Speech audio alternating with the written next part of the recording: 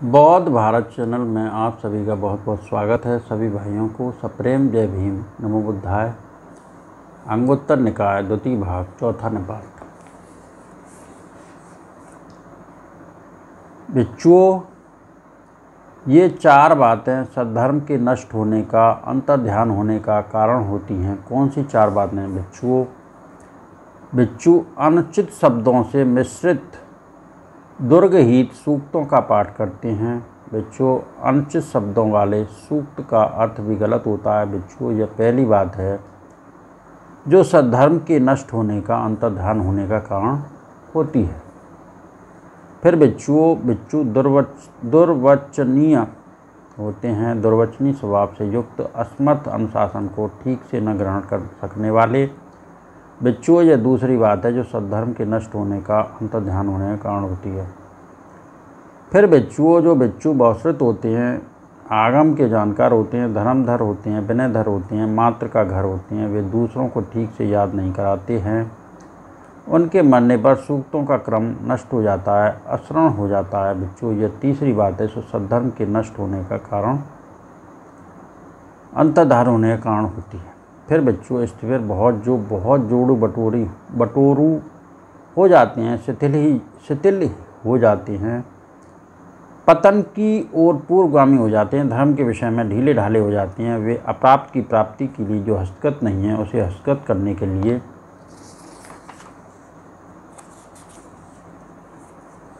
जो साक्षात नहीं है, उसे साक्षात करने के लिए प्रयास नहीं करते। उनके पीछे आने वाले लोग उनका अनुकरण करते हैं।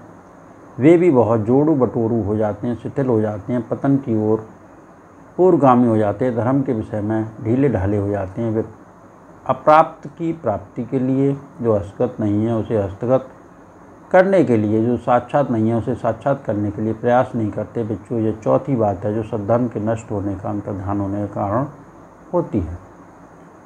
भिक्षुओं, ये चार बातें सद्धर्म के नष्ट न होने का, अंतर्ध्यान न होने का कारण होती हैं। कौन सी चार बातें? भिक्षु उचित शब्दों से मिश्रित सुग्रहित सूक्तों का पाठ करते हैं। भिक्षु उचित शब्दों वाले सूक्त का अर्थ भी ठीक होता है। भिक्षु, यह पहली बात है जो सद्धर्म के नष्ट न होने का, अंतर्ध्यान न होने का कारण होती है। फिर भिक्षु सुवच्छ होते हैं। सुवच्छ स्वभाव से युक्त, समर्थ, अनुशासन को ठीक से ग्रहण कर सकने वाले। भिक्षु, यह दूसरी बात है जो सद्धर्म के नष्ट न होने का, अंतर्ध्यान न होने का कारण होती है। फिर जो भिक्षु बहुश्रुत होते हैं, आगम के जानकार होते हैं, धर्मधर होते हैं, विनयधर होते हैं, मातृकाधर होते हैं, वे दूसरों को ठीक से याद कराते हैं। उनके मरने पर सूक्तों की परंपरा चालू रहती है, प्रतिष्ठित रहती है। भिक्षु, यह तीसरी बात है जो सद्धर्म के नष्ट न होने का, अंतर्ध्यान न होने का कारण होती है। फिर स्थिर भिक्षु बहुत जोड़ू बटोरू नहीं होते, शिथिल नहीं होते, पतन की ओर पूर्वगामी नहीं होते, धर्म के विषय में ढीले ढाले नहीं होते हैं। वे अप्राप्त की प्राप्ति के लिए जो हस्तगत नहीं है, उसे हस्तगत करने के लिए, जो साक्षात नहीं है, उसे साक्षात करने के लिए प्रयास करते हैं। उनके पीछे जाने वाले लोग उनका अनुकरण करते हैं। वे भी बहुत जोड़ू बटोरू नहीं होते, शिथिल नहीं होते, पतन की ओर पूर्वगामी नहीं होते हैं, धर्म के विषय में ढीले ढाले नहीं होते हैं। वे प्राप्त की प्राप्ति के लिए जो हस्तगत नहीं है, उसे हस्तगत करने के लिए, जो साक्षात नहीं है, उसे साक्षात करने के लिए प्रयास करते हैं। भिक्षु, ये चौथी बात है जो सद्धर्म के नष्ट न होने, अंतर्ध्यान न होने का कारण होती है। अगला वर्ग है प्रतिपदा वर्ग। भिक्षु, ये चार प्रतिपदा हैं। कौन सी चार? दुखपूर्ण साधना, विलंबित उद्देश्य सिद्धि। दुखपूर्ण साधना, क्षिप्र सिद्धि, सुखपूर्ण साधना, विलंबित सिद्धि, सुखपूर्ण साधना, क्षिप्र सिद्धि। भिक्षु, ये चार प्रतिपदा हैं।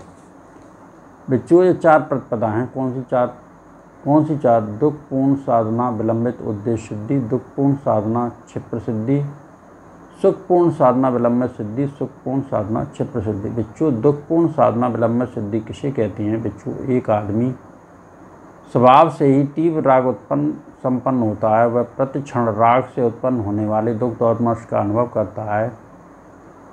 स्वभाव से ही तीव्र द्वेष उत्पन्न होता है, वह प्रतिक्षण द्वेष से उत्पन्न होने वाले दुख दोर्मश का अनुभव करता है।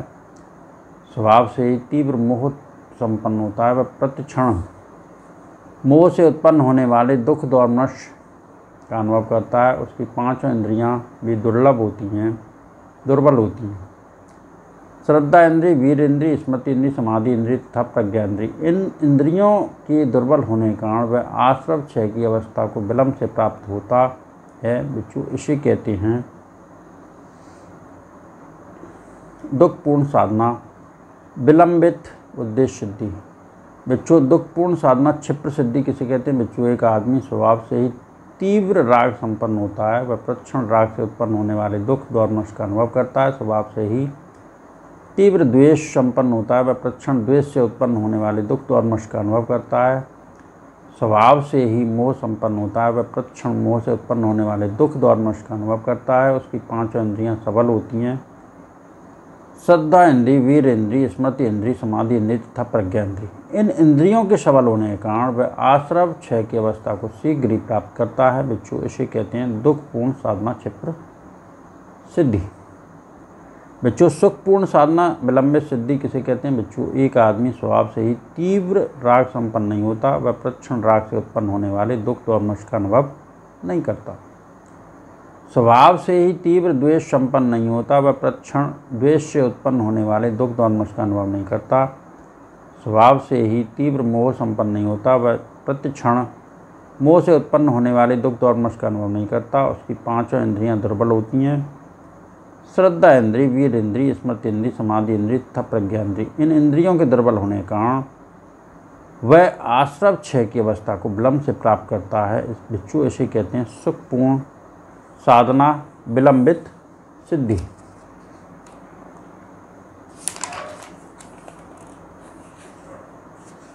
बिच्छुओं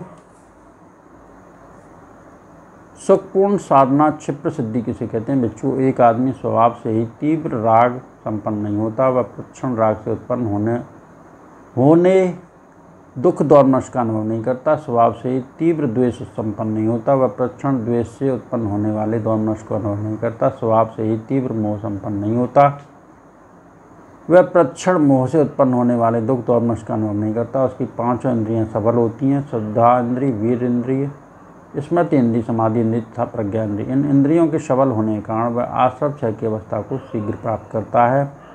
बिच्छू इसे कहते हैं सुखपूर्ण साधना क्षिप्र सिद्धि। भगवान के कहे इन सत्य वचनों से सबका मंगल हो, सबका कल्याण हो, सबकी स्वस्थ मुक्ति हो, सबके दुखड़े दूर हों, संसार के सारे प्राणी सुखी रहें, सुखी रहें, सुखी रहें। साधु साधु साधु।